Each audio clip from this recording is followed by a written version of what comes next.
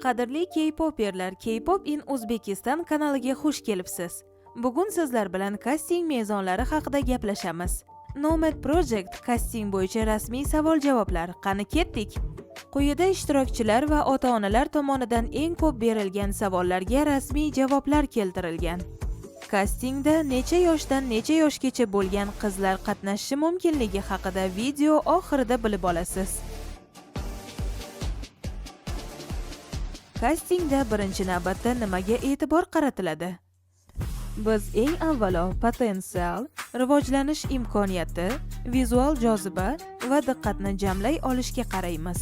Nomzodning uzoq muddatda o'sishi va fokus bilan ishlay olish qobiliyati muhimroq.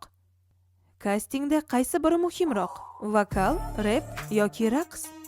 Agar ko'nikmalar hali to'liq shakllanmagan bo'lsa, bu muammo emas. Agar bir nechta yo'nalishda o'zingizni ko'rsata olsangiz, barchasini ko'rsatishni tavsiya qilamiz. Biz faqat bitta yo'nalish mutaxassislarini emas, balki ko'p qirrali iqtidor va potensialga ega ishtirokchilarni izlaymiz. Biz uchun yakuniy tayyorgarlikdan ko'ra rivojlanish yo'nalishi muhimroq. Maktab o'quvchilari treyni, ya'ni stajyor bo'lib qabul qilinsa, o'qishi nima bo'ladi? Maktab yoshidagi ishtirokchilar uchun quyidagilar rejalashtirilgan.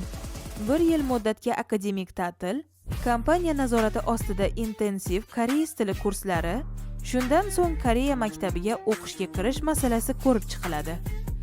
Barcha qarorlar oila bilan kelishilgan holda qabul qilinadi. Bo'y, vazn va tashqi ko'rinish muhimmi? Biz tana proporsiyalari va umumiy vizual muvozanatga katta e'tibor beramiz. Bo'y 165 va 173 oralig'ida optimal diapazonda, vazn 47 va 55 kg afzal ko'riladi. Tashqi ko'rinish. Biz shablon standartlarga emas, estetika va go'zallikka intilamiz. Raqamlar muhim, ammo eng asosiysi uyg'unlik va sahnadagi taassurot. 2026-yilgi kasting oxirgi imkoniyatmi? 2026-yilgi kasting ushbu loyiha uchun so'nggi imkoniyat bo'lishi mumkin. Rejalarimiz intensiv tayyorgarlik davri, maksimum 2 yil ichida debyut. Shu sababli bu kasting asosiy va hal qiluvchi bosqich hisoblanadi. Universitet talabalari treyni bo'lsa, o'qishi nima bo'ladi? Universitet talabalari uchun akademik ta'til olish tavsiya etiladi. Bizning treyni tayyorlash dasturimiz jismonan va ruhiy jihatdan murakkab, to'liq e'tibor va vaqt talab qiladi. Deyarli bo'sh vaqt qoldirmaydi.